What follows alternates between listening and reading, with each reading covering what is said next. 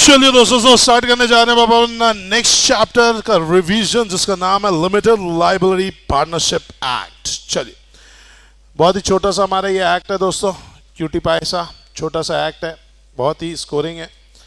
आइए दोस्तों, एलएलपी के बारे में अपने पढ़ा था। एलएलपी एक्ट जो है it applies to whole India. इसमें कुल मिलाकर के 81 सेक्शन और कितने शेड्यूल हैं? 4 शेड्यूल है।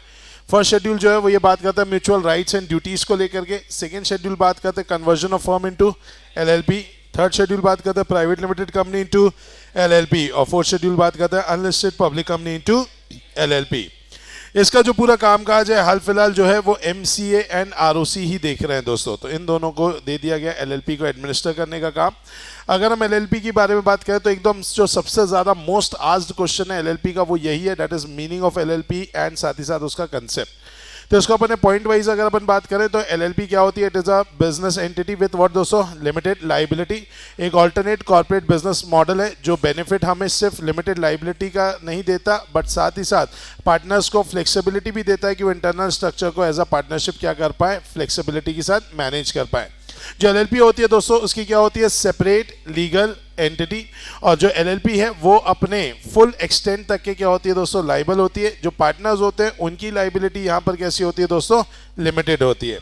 अगर हम एलएलपी की बात करें तो ये एक कॉर्पोरेट स्ट्रक्चर ऐसा है जिसमें आपको मजे दोनों को मिलेंगे, कंपनी के भी मिलेंगे एज वेल एज किसके मिलेंगे? पार्टनरशिप के भी मिलेंगे। That is why it is known as hybrid between a company and the partnership.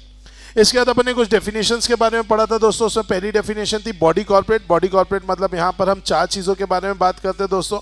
तो it means company as defined in companies act, that is हो गई हमारी Indian company, as well as ऐसी company which is incorporated outside India. तो body corporate हो गई एक तो कंपनी जो कि इस एक्ट में इनकॉर्पोरेट हुई है कंपनीज एक्ट 2013 में, दैट इज इंडियन कंपनी। दूसरी हो गई ऐसी company which is incorporated outside India, plus LLP जो कि रजिस्टर्ड हुई है अंडर दिस एलएलपी एक्ट, और as well as LLP which is incorporated outside India. तो अपन यहाँ पे कितनी बातें करने वाले हैं? 4। एक है किसकी? कंपनी की, और एक है एलएलपी की। कंपनी के अंदर 2 पॉइंट है, company registered under companies act और company incorporated outside India. LLP registered under this act and LLP registered outside India. इसे अपन क्या बोलते हैं बेटा? Body corporate. बॉडी कॉर्पोरेट में क्या नहीं आता? कॉर्पोरेशन सोल नहीं आता, कोऑपरेटिव सोसाइटी नहीं आती, या एनी अदर बॉडी कॉर्पोरेट जो थी कि सेंट्रल गवर्नमेंट ने बाय नोटिफिकेशन मना कर दिया है। तो ये बॉडी कॉर्पोरेट की डेफिनेशन आपको याद रखनी होगी। नेक्स्ट अपन ने पढ़ा था that is about the business. Business का मतलब होता है 3 चीजें, दैट इज 4 चीजें। टॉप्स। टॉप्स में क्या था बताइए? Trade, occupation, profession and service. और प्लस एक्सेप्ट ऐसी कोई भी एक्टिविटी जो कि सेंट्रल गवर्नमेंट ने मना कर दी है वो बिजनेस में काउंट नहीं होगी। फिर है डेजिग्नेटेड पार्टनर। बहुत ही सिंपल सा, designated partner means a partner designated as such. अब आते हैं इंपॉर्टेंट कंसेप्ट पे जिसका नाम है फाइनेंशियल ईयर। फाइनेंशियल ईयर क्या होता है बेटा? जो कि चालू होता है कहां से? 1 अप्रैल से, और खत्म कहां पर होगा? 31 मार्च तक। लेकिन इसमें कैच है। कैच ये है कि अगर आपकी एलएलपी इनकॉर्पोरेट हुई है, कब इनकॉर्पोरेट हुई है? आफ्टर 30 सितंबर। तो फिर आपका जो फाइनेंशियल ईयर है इट मे एंड, मे क्या बोला? इट मे एंड मतलब अगर आप चाहो तो उसको आप 31 day of the March of the year next following that year तक ले जा सकते हो। मतलब ऐसा पक्का नहीं है। इट्स जस्ट लाइक मेरी जो एलएलपी है वो चालू हुई 1 अक्टूबर 2024 को। अगर मुझे इसका फाइनेंशियल ईयर खत्म करना है 1 मार्च 2025 कर सकता हूं, या फिर मैं चाहूं तो इसे 31 मार्च 2026 भी ले जा सकता हूं। तो 31 मार्च 2025 भी चलेगा और 31 मार्च 2026 भी चलेगा। लेकिन अगर मैं पैदा मतलब एलएलपी जो है वो पैदा हुई है जुलाई को, 1 जुलाई 2024, तो फिर मेरा जो फाइनेंशियल ईयर है वो कब खत्म होगा? 31 मार्च 2025। 26 नहीं हो सकता, कहां खत्म होगा? 25 में। चलिए, तो ये हो गया हमारा कौन सा दोस्तों? Financial year. नेक्स्ट है फॉरेन एलएलपी। हमारा LLP which is incorporated outside India but having a place of business in India. फिर अपन ने देखा लिमिटेड लाइबिलिटी पार्टनरशिप जो कि फॉर्म एंड रजिस्टर्ड होती है अंडर दिस एक्ट। उससे बोलते हैं अग्रीमेंट, जो भी रिटर्न अग्रीमेंट बनाया जाता है between the partners of the LLP और between the LLP and its partner, जिससे अपन को क्या पता चलता है? Rights and duties. फिर हमारे पार्टनर्स मतलब कोई भी पर्सन जो कि पार्टनर बनता है किसका बेटा? एलएलपी का, एज पर दी अग्रीमेंट। बस पार्टनर कौन कौन नहीं बन सकता ये बात आपको ध्यान में रखनी पड़ेगी। पहला जो कि किस माइंड का बेटा? अनसाउंड माइंड का, या फिर वो क्या है? अनडिस्चार्ज इंसॉल्वेंट है, या जिसने अपने आप को इंसॉल्वेंट होने के लिए कोर्ट में क्या कर दिया है? अप्लाई कर दिया है। ऐसे लोग क्या नहीं बन सकते? एलएलपी के पार्टनर नहीं बन सकते। एलएलपी में कम से कम कितने पार्टनर होने चाहिए बेटा? दो पार्टनर होने चाहिए। तो अगर हम बात करें एवरी एलएलपी हैव एटलीस्ट कितने पार्टनर्स, दो पार्टनर। अगर किसी भी एलएलपी में इन केस किसी भी कारणवश अगर दो पार्टनर से कम हो गए और अगर एलएलपी को वो सिंगल आदमी 6 महीने से ज्यादा चला लिया, एलएलपी में कितने पार्टनर होते हैं मिनिमम, दो। अब दो से कितने हो गए कम, तो कितना हुआ, एक। वही अकेला तन्हा इंसान अगर एलएलपी को 6 महीने से ज्यादा चला लिया तो फिर यहां पर उसकी लाइबिलिटी जो है वो क्या हो जाएगी, अनलिमिटेड। तो if at any time the number of partner of LLP is reduced below 2 and the LLP carries on business for more than कितने months, 6 months, while the number is so reduced, then the person who is the only partner of LLP during that time it so carries on the business after those 6 months and has the knowledge of the fact that it is carrying on the business with him alone shall be liable personally। क्या ये बात समझ में आई? चलिए next important concept है दोस्तों designated partner के बारे में। डेजिग्नेटेड पार्टनर में क्या बोल दिया गया, हर एलएलपी में कम से कम कितने पार्टनर्स होने चाहिए, दो डेजिग्नेटेड पार्टनर होने ही चाहिए और उनमें से कम एक क्या होना चाहिए, रेसिडेंट इन इंडिया। और रेसिडेंट इन इंडिया का मतलब है भाई आपको कम से कम कितने दिन इंडिया में रहना होगा, 120 दिन। अब दो लोग होना चाहिए डेजिग्नेटेड पार्टनर, उसमें से एक होना चाहिए रेसिडेंट इन इंडिया और वो दो लोग जो डेजिग्नेटेड पार्टनर होने चाहिए इन जिंदा। क्या होने चाहिए बेटा, जिंदा। जिंदा इंसान हमको चाहिए डेजिग्नेटेड पार्टनर में। मतलब दो कंपनीज, एक है रिलायंस इंडस्ट्रीज, एक है अदानी इंडस्ट्रीज, ये दोनों मिल करके अगर एक एलएलपी खोलना चाहते हैं, क्या ये खोल सकते हैं क्या? नो सर, क्योंकि किसी भी एलएलपी में दो पार्टनर चाहिए। पार्टनर तो कोई भी बन सकता है, बॉडी कॉर्पोरेट भी बन सकता है, जिंदा इंसान भी बन सकता है। लेकिन अब एक नई कंडीशन पता चली कि साथ ही साथ क्या भी होना चाहिए, डेजिग्नेटेड पार्टनर भी होना चाहिए, लेकिन वो सिर्फ जिंदा इंसान ही चलेगा। मतलब रिलायंस इंडस्ट्रीज और अदानी इंटरप्राइजेज अगर मिलके बनाना चाहते हैं एलएलपी, बनाओ, लेकिन दो जिंदा इंसान भी और लेकर के आओ। और वो दोनों जिंदा इंसान में से कम एक इंसान क्या होना चाहिए, resident in India. If in LLP all the partners are body corporate, that at least 2 individuals who are partners of such LLP, ठीक है, shall act as a designated partner। क्या आपको बात समझ में? रेसिडेंट इन इंडिया होने के लिए आपको कम से कम इंडिया में कितने दिन रहना होगा, 120 दिन। नेक्स्ट जो कि एग्जाम में आने के बहुत ज़्यादा चांसेस है वो है हमारा स्मॉल एलएलपी। जैसे हमने स्मॉल कंपनी पढ़ा था वैसे ही स्मॉल एलएलपी है। स्मॉल एलएलपी मतलब कि एक ऐसी एलएलपी जिसका contribution does not exceed 25 lakhs, does not exceed 25 lakhs, and turnover as per the statement of accounts and solvency does not exceed 40 lakhs। तो भैया contribution does not exceed 25 lakhs and turnover does not exceed 40 lakhs। ऐसी LLP को अपन क्या नाम देंगे बताइए, small LLP. क्या आपको बात समझ में? तो डेफिनेशन में से एक डेफिनेशन आना पक्का है, 2 से 3 नंबर का आएगा ही आएगा। समझ में आ गया? तो सारी डेफिनेशंस आपको वर्ड बाय वर्ड अच्छे से ध्यान रखनी है। नेक्स्ट आते कैरेक्टरिस्टिक्स ऑफ एलएलपी। एलएलपी के कैरेक्टरिस्टिक्स कहाँ से निकलेंगे मुझे बताओ? कंपनी से और पार्टनरशिप से। क्यों निकलेंगे? क्योंकि it is a mixture of what, company and partnership. तो इसलिए आपको यहाँ पे मजे सारे कंपनी और पार्टनरशिप के मिलेंगे। जैसे पहला चीज बोल दिया गया क्या कि एलएलपी क्या है, it is a body corporate. फिर क्या होता है इसका, perpetual succession, separate legal entity, no mutual agency. इसमें म्यूचुअल एजेंसी होती नहीं है। एलएलपी का काम पूरा किसके हिसाब से होता है, agreement, artificial person, common seal. कैसी होगी, ऑप्शनल की मैंडेटरी, ऑप्शनल की मैंडेटरी, ऑप्शनल। फिर होती है लिमिटेड लाइबिलिटी, किसकी, पार्टनर्स की। मैनेजमेंट ऑफ बिजनेस कौन करता है, सारे पार्टनर्स। लेकिन कंप्लाइंस कौन करेगा, डेजिग्नेटेड पार्टनर। मिनिमम पर्सन होने चाहिए कितने, 2, और मैक्सिमम होंगे कितने, इनफाइनाइट। सिर्फ बिजनेस का ही के लिए किया जाएगा, प्रॉफिट ओनली। मतलब अगर ये नॉट फॉर प्रॉफिट बनाना चाहते हैं एलएलपी को, बना सकते क्या? नो सर, बिल्कुल भी नहीं। इन्वेस्टिगेशन सेंट्रल गवर्नमेंट कराएगी। कॉम्प्रोमाइज एंड अरेंजमेंट के लिए रूल्स एंड रेगुलेशन दिए गए। कन्वर्जन इनटू एलएलपी के लिए शेड्यूल है, 2 है, 3 है, 4 है। ई फाइलिंग करना है डॉक्यूमेंट का, इसके लिए एक वेबसाइट है जिसका नाम है yumca.gov.in। और फॉरेन एलएलपी मतलब एक ऐसे LLP incorporated outside India but having a place of business in India. अब बॉडी कॉर्पोरेट बोल दिया गया कि भैया एलएलपी एक बॉडी कॉर्पोरेट है। बॉडी कॉर्पोरेट है मतलब इसको सारे मजे किसके मिलेंगे बताइए, बॉडी कॉर्पोरेट के मिलेंगे। मतलब इसकी सेपरेट लीगल एंटिटी होगी, परपेचुअल सक्सेशन होगा। परपेचुअल सक्सेशन का मतलब क्या होता है, इसका एग्जिस्टेंस हमेशा ही रहेगा, चाहे पार्टनर आए चाहे पार्टनर जाए। डेथ, इंसैनिटी, रिटायरमेंट और इंसॉल्वेंसी ऑफ पार्टनर का कोई इंपैक्ट नहीं होता। इसकी भी कैसी एंटिटी है, सेपरेट लीगल एंटिटी है। मतलब भाई यही लाइबल होगा अपने एसेट जितना, लेकिन लाइबिलिटी ऑफ पार्टनर क्या होती है, लिमिटेड होती है। जो भी एलएलपी की प्रॉपर्टी है वो एलएलपी की है, जो भी एलएलपी की लाइबिलिटी है वो एलएलपी की है, उसका पार्टनर से कोई लेना देना नहीं है। म्यूचुअल एजेंसी यहाँ पर नहीं होती कि एक पार्टनर कोई काम करेगा तो दूसरे को फंसाएगा, नो, यहाँ पे एलएलपी ही प्रिंसिपल है और सारे पार्टनर्स क्या है, एजेंट है। तो भाई जो भी काम कर रहा है कौन, पार्टनर, वो किसके लिए कर रहा है, एलएलपी के लिए, तो लाइबल भी किसको करेगा, एलएलपी को। फिर म्यूचुअल राइट्स एंड ड्यूटीज जो भी है वो गवर्न किया जाएगा by an agreement between the partner, ठीक है। एलएलपी एक्ट जो है प्रोवाइड करता है फ्लेक्सिबिलिटी की पार्टनर को कि वो अपने हिसाब से एग्रीमेंट को बना सकते हैं। आर्टिफिशियल लीगल पर्सन, जैसे कंपनी के केस में अपन ने पढ़ा था, इट कैन डू एवरीथिंग, जैसा कि नेचुरल पर्सन कर सकता है, लेकिन हाँ वो जेल नहीं जा सकता, ओथ नहीं कर सकता, शादी भी नहीं कर सकता। बेटा शादी नहीं करेगा तो उसका क्या नहीं होगा, बेटा ऑब्वियस सी बात है, डिवोर्स भी नहीं होगा, और वो सीए जैसे या फिर डॉक्टर जैसा काम भी नहीं कर सकता।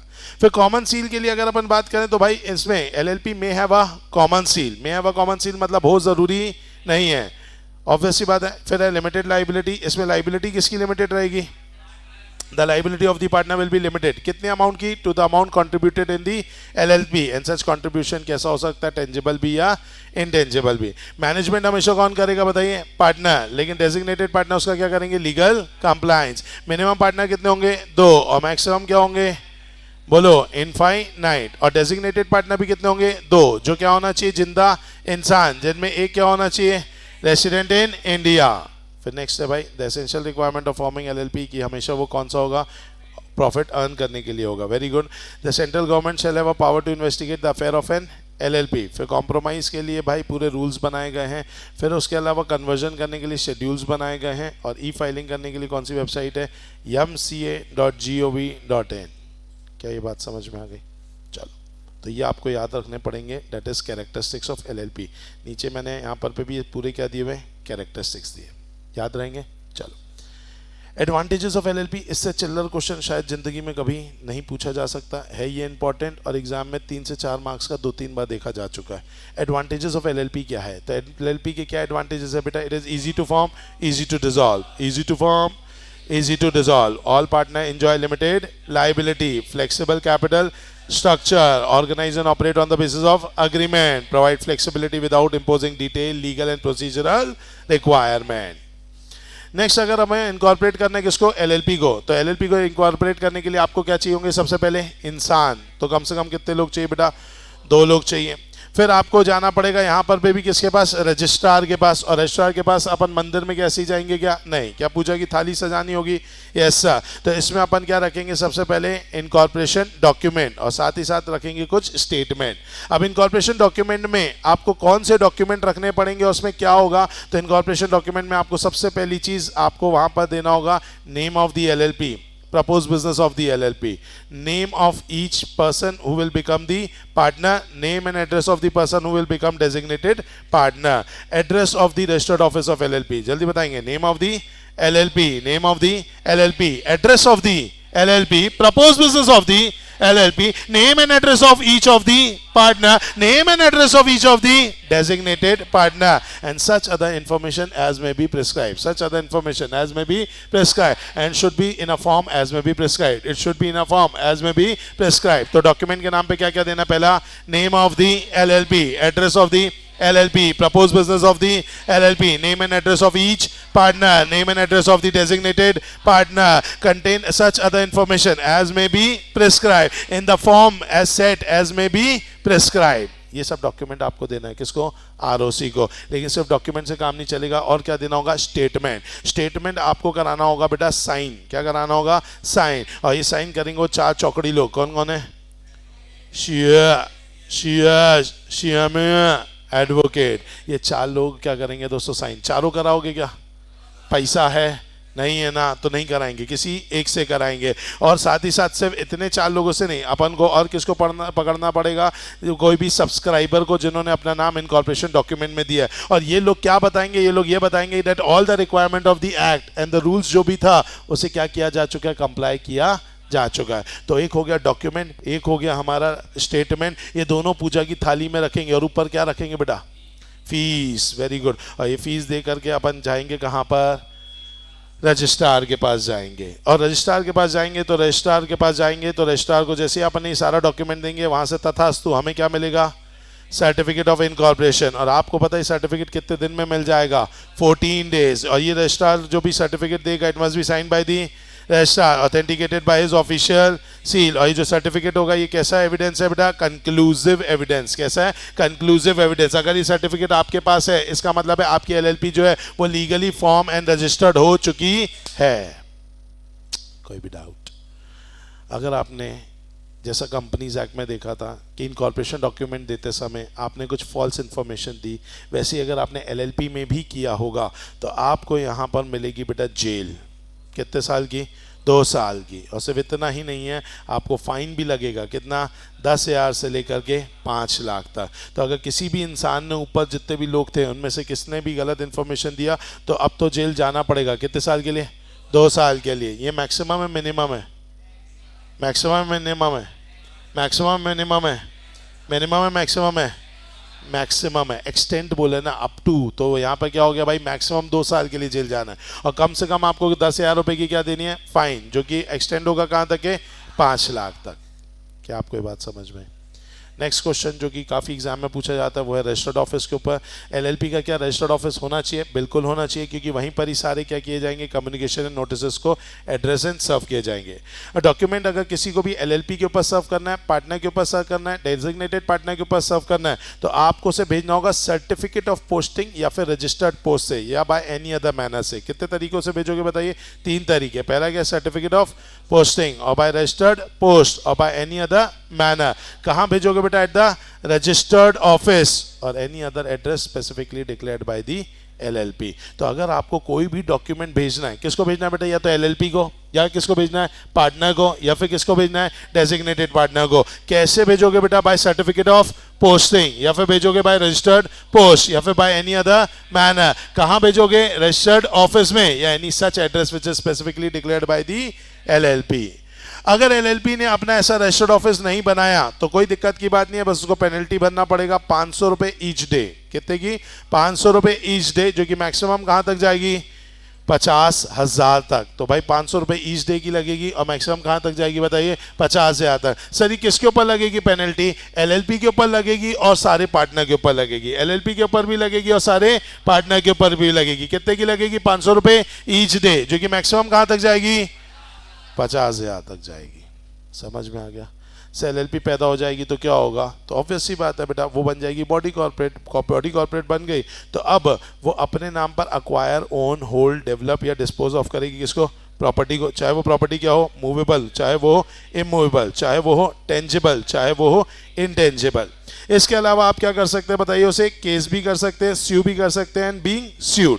इसके अलावा उसका क्या होगा बताइए? Common seal. कॉमन सील होने का मतलब क्या बताइए? कि जैसे एलएलपी का अपना खुद का साइन होता है तो ऑटोमेटिकली यहाँ पे जैसे कंपनी में अपन ने देखा था, तो इनका भी क्या बन जाएगा बताइए? Common seal. And doing and suffering such other act and things as a body corporate में लॉफुली डू। ये भी एग्जाम के लिए इंपॉर्टेंट है। देखो इसमें से छोटे क्वेश्चन ही आएंगे, बड़े क्वेश्चन आप एक्सपेक्ट नहीं कर सकते। इसमें से मैक्सिमम छोटे क्वेश्चन ही आने वाले हैं। तो इफेक्ट ऑफ रजिस्ट्रेशन में आपको हूबहू यही लिखना पड़ेगा। क्या क्या लिखना पड़ेगा? सबसे पहली चीज कि आप क्या बन जाओगे बताइए? Body corporate. तो जैसे बाकी काम होता है किसका? बॉडी कॉर्पोरेट का, वही सारा काम किसका भी होने लग जाएगा बताइए? एलएलपी का। आप इसके ऊपर क्या कर सकते हो? केस कर सकते हो। और एलएलपी भी आपके ऊपर क्या कर सकता है बताइए? केस कर सकता है। इसका अपना खुद का क्या होगा बताइए? Common seal. अगर क्या लिखा है ये मुझे ये समझ नहीं आया। If it decides to have one, it is not compulsory, मतलब ये कंपल्सरी नहीं है। Acquire, own, hold and develop और डिस्पोज ऑफ प्रॉपर्टी। और प्रॉपर्टी मूवेबल भी हो सकती है, इमूवेबल भी हो सकती है, टेंजेबल भी हो सकती है और इनटेंजेबल भी हो सकती है। बताइए कोई भी डाउट इसमें? फिक्स है? पक्का? आप कुछ डाउट पूछ रहे थे? yes. नहीं बेटा टोटल है। क्या लिखा है? अगर आप वर्डिंग्स देखेंगे तो क्या लिखा है? Penalty of 500 rupees each day during which the default continue subject to maximum 50,000 rupees. समझ में आया? तो ये चीज हो जाती है। कोई भी डाउट इसमें? चलो अब आते हैं नाम के ऊपर। बेटा मुझे बताएंगे नाम के ऊपर कि एलएलपी का जो नाम है उसके नाम में एक खास बात है, वो है लास्ट में क्या? That is limited liability partnership. That is आपको उसका एक्रोनियम मिलता है जिसे अपन क्या बोलते हैं? एलएलपी।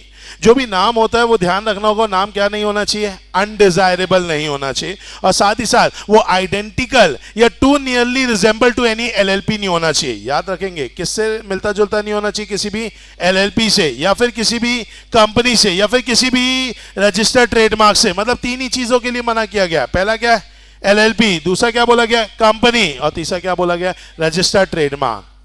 व्हाट अबाउट अगर मुझे एक पार्टनरशिप है और एक एलएलपी है, क्या मैं पार्टनरशिप के जैसा एलएलपी का नाम रख सकता हूं? नाटा क्लासेस एक पार्टनरशिप फर्म है और मैं, जिसका नाटा क्लासेस से कोई लेना देना नहीं है, मैं नाटा क्लासेस एलएलपी खोलना चाहता हूं, खोल सकता हूं क्या? यस और नो, यस और नो, यस और नो, यस और नो, यस और नो। यस सर, मैं ओपन कर सकता हूं, क्योंकि यहां पे सिर्फ तीन ही लोगों को रोका गया है। कंपनी जैसा नहीं होना चाहिए, एलएलपी जैसा नहीं होना चाहिए, रजिस्टर्ड ट्रेडमार्क जैसा नहीं होना चाहिए। तो इन्हें बस रोका गया, इसके अलावा और किसी को रोका नहीं गया। इसका मतलब अगर मुझे फर्म के नाम के जैसा कॉपी करके अगर मुझे एलएलपी का नाम रखना होगा तो मैं बाकायदा रख सकता हूं। हाँ, बस नाम क्या नहीं होना चाहिए, अनडिजायरेबल नहीं होना चाहिए। साहब, अनडिजायरेबल होने का मतलब क्या होता है? अनडिजायरेबल होने का मतलब ये होता है कि भाई आप क्या कर रहे हो कि आपने फॉर एग्जांपल देश के जैसा, लाइक आपने for example Narendra Modi LLP खोल दिया, बीजेपी एलएलपी खोल दिया, आपने कांग्रेस एलएलपी खोल दिया, राहुल गांधी एलएलपी खोल दिया। अगर आप इस तरीके की एलएलपी खोलते हो, या भारतीय सेना एलएलपी हो गया, तिरंगा एलएलपी हो गया, अशोका चक्र एलएलपी हो गया, पद्मश्री एलएलपी हो गया, आप ऐसे एलएलपी खोलोगे जो देश के नाम में, ये नेम्स एंड एम्बलम्स एक्ट में मना किया गया है, उन्हें अनडिजायरेबल बोला जाता है। ऐसे अनडिजायरेबल एलएलपीज के नाम आप रख नहीं सकते। याद रहेगा आपको। तो दो केसेस बोला गया, अनडिजायरेबल नहीं होना चाहिए, दूसरा बोला गया आइडेंटिकल या too nearly resemble to any company, LLP और रजिस्टर्ड ट्रेडमार्क नहीं होना चाहिए। समझ में? चल, नेक्स्ट थिंग ये बोल दिया गया कि भाई जो भी आप क्या करेंगे, नाम रखना चाहते हैं बिंदास रखो, लेकिन उस नाम को पहले जाकर के क्या करा लो, रिजर्व करा लो। अब रिजर्व आप कहां कराओगे? तो रिजर्व आप कराओगे किसके पास बेटा? आरओसी के पास। तो अगर मान लीजिए फॉर एग्जांपल कोई भी पर्सन अगर मान लीजिए रिजर्व कराना चाहता है नाम को, तो किसके पास जाएगा बताइए? आरओसी के पास जाएगा, और वो या तो नाम देगा ऑफ द प्रपोज्ड एलएलपी, या फिर वो चेंज कराने के लिए, दोनों के लिए सेम बात है। अगर मैं एक एलएलपी का क्या करना चाहता हूं, नया एलएलपी खोलना चाहता हूं, तो भी मुझे जाना पड़ेगा आरओसी के पास, नेम रिजर्व पहले कराना होगा। या मैं अपने नाम को क्या कराना चाहता हूं, चेंज कराना चाहता हूं, तो भी मुझे क्या करना पड़ेगा? आरओसी के पास जाना पड़ेगा। और आरओसी के पास अगर मैं जाता हूं तो मुझे वो रिजर्व करने का मौका देते नाम को, कितने महीने के लिए? 3 महीने के लिए। देखो बेटा, सिंपल फैक्टर है, कभी भी कंपनी रजिस्टर करने जाओ या एलएलपी रजिस्टर करने जाओ, तो उसमें सबसे बड़ा प्रॉब्लम ये कि जो नाम हम चाहते हैं ना, वो नाम कहीं बुक ना हो जाए। तो इसीलिए पहले बोल दिया कि आप एक काम करो, आप नाम पहले बुक कर लो। आप इनकॉर्पोरेशन के डॉक्यूमेंट्स वगैरह अपन बाद में देख लेंगे, आप डिटेल्स बाद में दे देना, वो चल जाएगी। बट पहली चीज आपको क्या करनी पड़ेगी बताइए? नाम को बुक कराना है। तो नाम बुक कराने के लिए आपको यहाँ पे कितना महीना दे दिया गया? 3 महीना। 3 महीना नाम आपका हो गया, अब ये किसी और के पास जाने वाला नहीं है। साहब, वो 3 महीने में हमने इनकॉर्पोरेशन नहीं करा पाए, अब क्या होगा? अब क्या होगा? अब वो नाम पब्लिक में आ जाएगा। मतलब वो पब्लिक में पहले भी था, आपके लिए रिजर्व किया था कितने महीने के लिए? 3 महीने के लिए। अब वापस वो पब्लिक के पास चले आएगा, फिर नहीं तो और फीस दो और उसको क्या करा लो? रिजर्व करा लो। क्या ये बात समझ में आई? पक्का? अच्छा सर, हमको ये नहीं समझ में आया कि आपने ये क्यों बोला कि एलएलपी अपना नाम भी बदलता है कई बार। भाई हमने जो नाम रख लिया वो फाइनल है ना? ऐसा नहीं होता। कई बार या तो हम वॉलंटरी चेंज करना चाहते हैं। जैसे पता, नाटा क्लासेस का नाम पहले था नाटा प्रोफेशनल क्लासेस, अब फिर हमने क्या कर दिया, अब नाटा प्रोफेशनल क्लासेस में से प्रोफेशनल वर्ड अलग कर दिया। अब हमारी कंपनी का नाम क्या हो गया, या एलएलपी मतलब फर्म का नाम क्या हो गया? नाटा क्लासेस। सर ऐसा क्यों? क्या होता था, नाटा प्रोफेशनल क्लासेस से थोड़ा नाम भारी लगता था। ठीक है, भारी इसलिए लगता था क्योंकि लगता था सिर्फ हम प्रोफेशनल स्टडीज ही कराएंगे।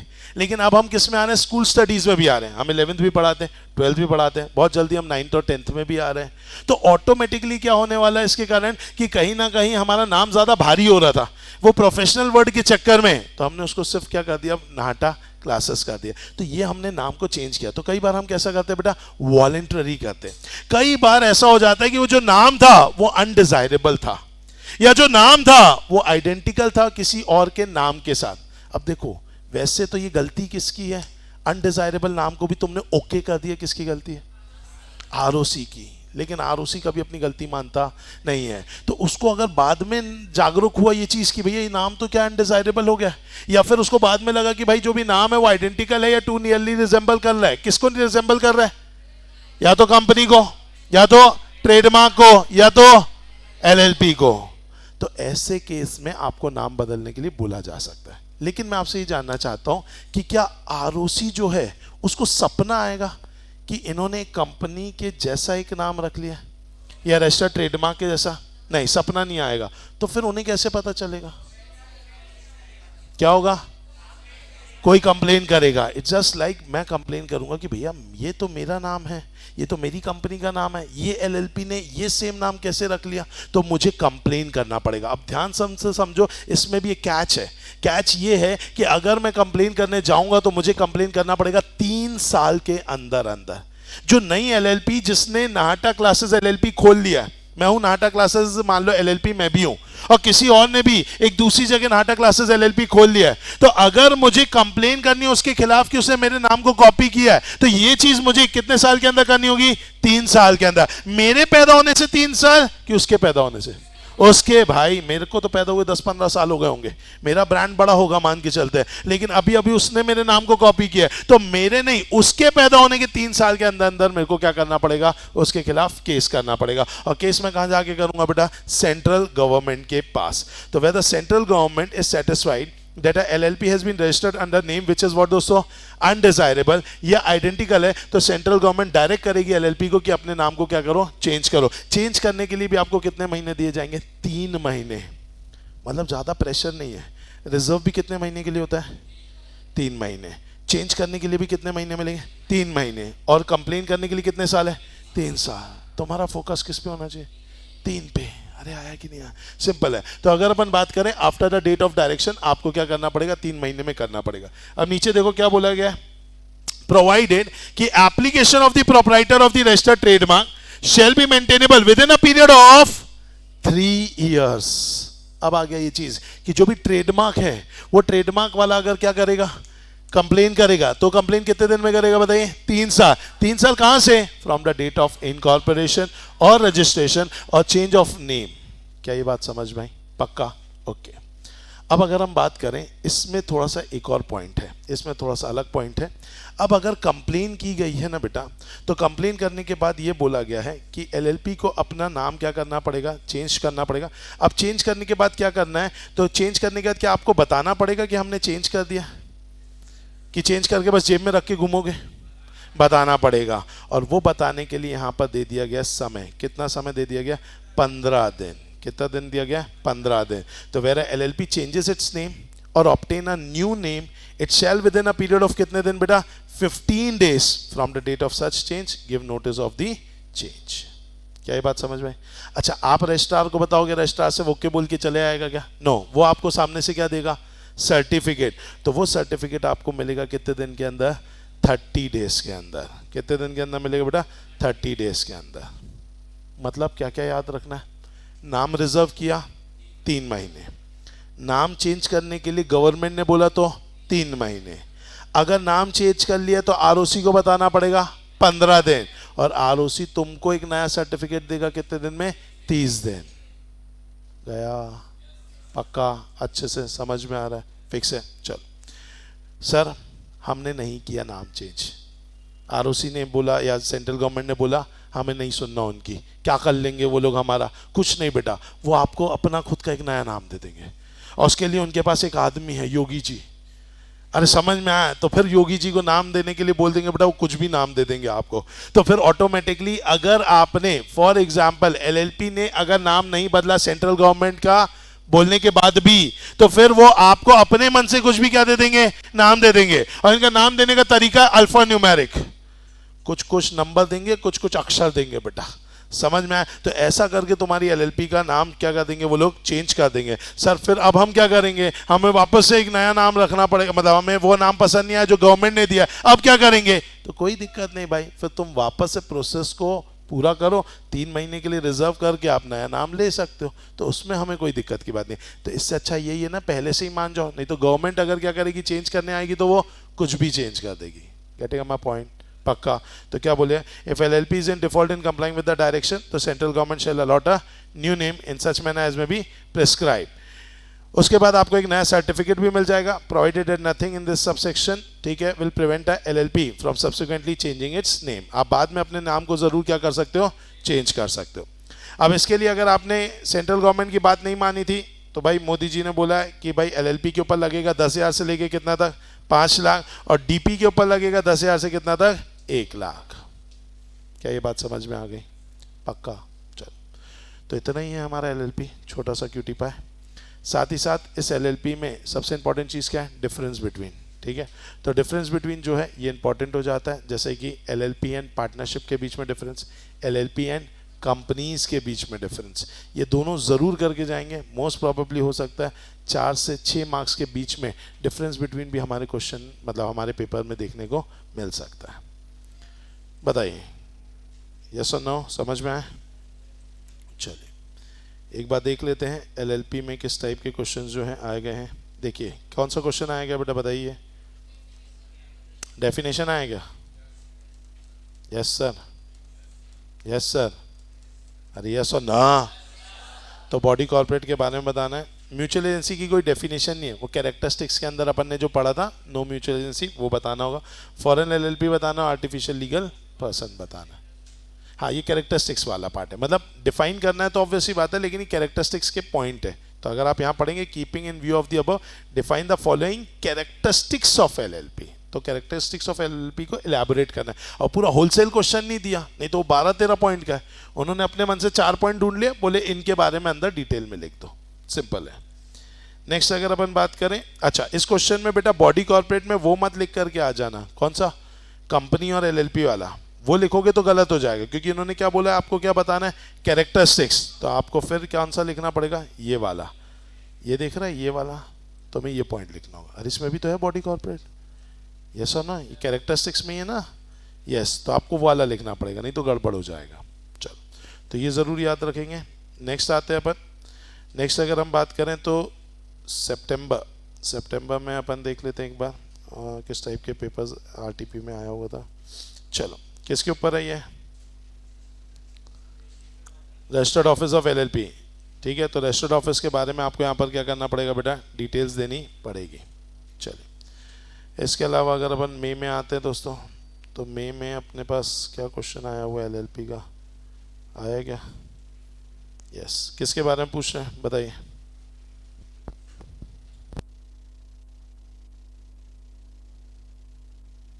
डिफरेंस बिटवीन, वेरी गुड, किसके बीच में, पार्टनरशिप और एलएलपी। क्या आपको ये बात समझ में आ गई दोस्तों? पक्का। And highlight the compliance and other legal formality, तो आपको वो वाले पॉइंट्स पे भी मतलब इन्होंने थोड़ा स्पेसिफिक कर दिया कि आपको उनके बारे में बताना है। क्या ये बातें समझ में आई? पक्का, अच्छे से। चलिए, तो ये हो गया हमारा एलएलपी भी कंप्लीट। मुझे बताइए कोई भी डाउट इसमें? फिक्स है? पक्का। चलिए, तो एलएलपी में कोई डाउट पूछना है, कुछ भी है तो जल्दी पूछेंगे, नहीं तो अपन नेक्स्ट में चलते हैं।